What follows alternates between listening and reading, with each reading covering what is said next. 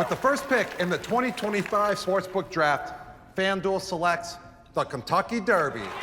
New customers get a no-sweat first bet up to $500 on the Kentucky Derby with FanDuel, America's #1 sportsbook.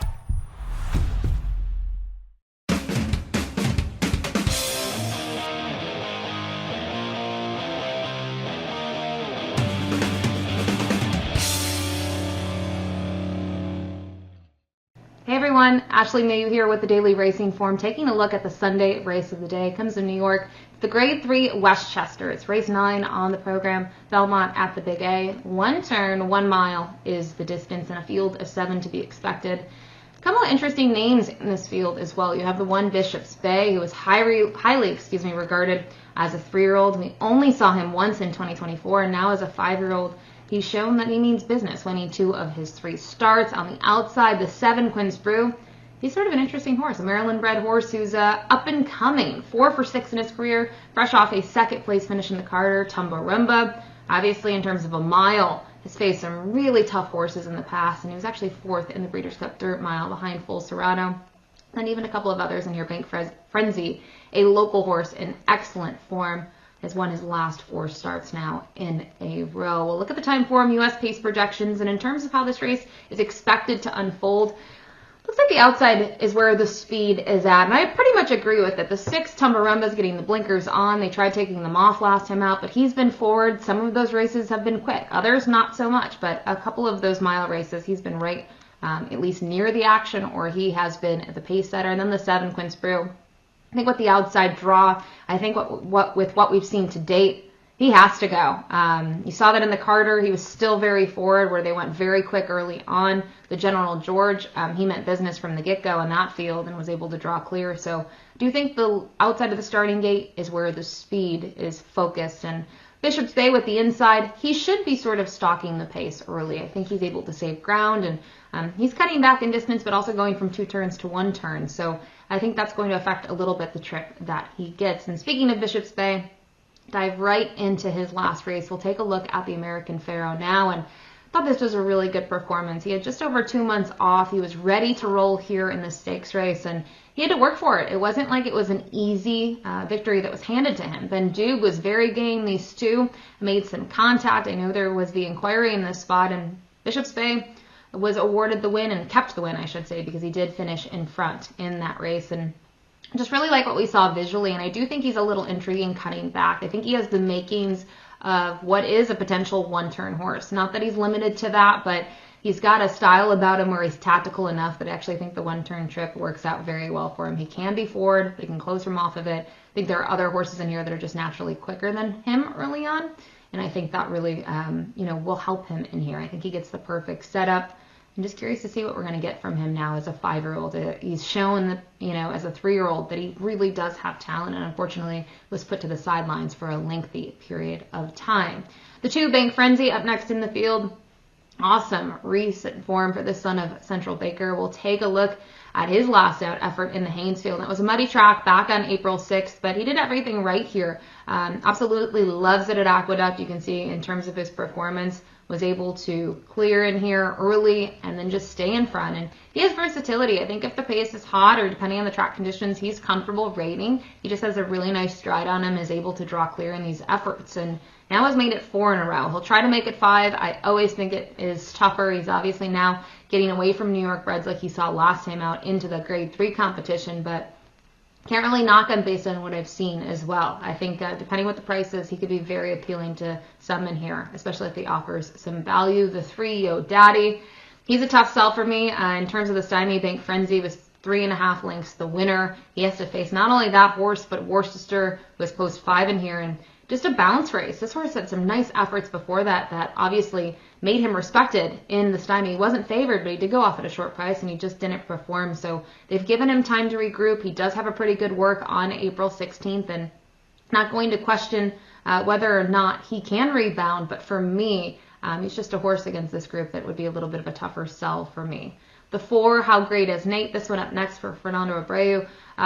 Interesting. I like that they actually used the 7 Ace event at Gulfstream Park for him. The Army Mule, $150,000 race. He was dead last early on.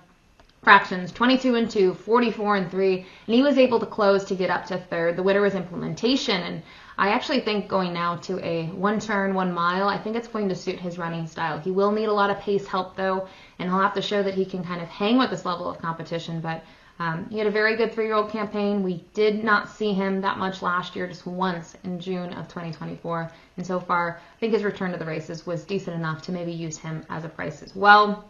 The 5, Worstister, I mentioned. Interesting son of Empire Maker, who last time out went back to Laurel Park after finishing second in the stymie and was able to get the win and was dead last early on, pretty far off of it, and just ended up being much the best. And the races at Laurel are interesting. He's been able to handle the step up in class with each of those races very well. 7 Ace has worked for him. Now he's got to go a mile again in his career, and he did that in the stymie, and I don't mind the way that he ran. He's another one I think you can kind of compare him a little bit to how great is Nate in the terms of that they're going to be closing from off of it. Consistently, at least in his last 3, he's been a closer. You can see in the past he's shown speed in California. He showed some speed 4 back at Laurel Park, so curious to see what the Russells will decide to do with him. I do think there's a fair bit of speed to his outside, so I think they're just going to be forced to maybe sit just off of it or even a little further back. And one of the speed horses is the 6, Tumbarumba. Going to get blinkers on after taking them off for the Fred Hooper back in January at Gulfstream Park, and he finished third in that field of 9, but he did go off favorite, and you can see blinkers came off for the first time in a long time. You have to go all the way back to February of 2023 where they went off for that race. So primarily he's raced without blinkers in a vast majority of his races, or I should say with blinkers in a vast majority of his races. And I just think they tried the experiment last time out. It didn't work. They put him on the shelf for a bit. He's been training consistently. You can see his works at Palm Meadows, Keeneland, Churchill. Blinkers go back on. I love that for him. And I think there is just a talking point here. He had 7 starts last year. He had 5 second place finishes. But also look at the level of competition that he faced. 4th in the Breeders' Cup Dirt Mile. He was in the ACK. He was in the Go Sapper. He was in the Gulfstream Park Mile. I think he faced some decent horses in those spots. And I do think for him, in some ways, this might be a little bit of class relief. We talked about the equipment change. And I have a feeling that from a pace perspective, he could be in the mix early on. He's not going to be far off of it. He's going to be very forward in here. It's just how forward do, the connections want him to be. He draws well for this event. Finally, the 7, Quint Sprew. I think if you look at his Carter performance, he could be the speed in here. We'll take a look at the replay for the Carter, and I think the way that he was able to perform was quite good. He did take a lot of playing there off that General George win, which was a 101 buyer, which was a 5.5 length victory. But for him, it was a test for class. He's a Maryland bred. You can see he's in restricted spots at Laurel and the Jennings in the prior start. Raced very well in the General George, and then just came up a little bit short in the Carter. But really love what we've seen from him. He's lightly raced, just 6 starts under his belt. I'm going to stretch back out to a mile. He draws beautifully here. I'm just curious to see if he'll be able to get the win here, now going from a grade 2 to a grade 3. But really respect this horse and do think he's just very, very handy early. So that's the field of 7 for the grade 3 Westchester. Don't forget it is the DRF race of the day, which means you can get free past performances for the race of the day on our website. As we take a look at top picks here for me, torn between the inside and the outside. I think that's where this race goes through. Quint Sprew on the outside is the speed. I think Bishop's Bay, I've always thought of him as being very talented. I think he's interesting cutting back in distance to a 1-turn distance. He's going to get a good trip, and ultimately I did go to the inside. Very curious to see how this race is going to be wagered on come Sunday. But I think Bishop's Bay, as I mentioned, is going to get the right trip. He can sit just off of it.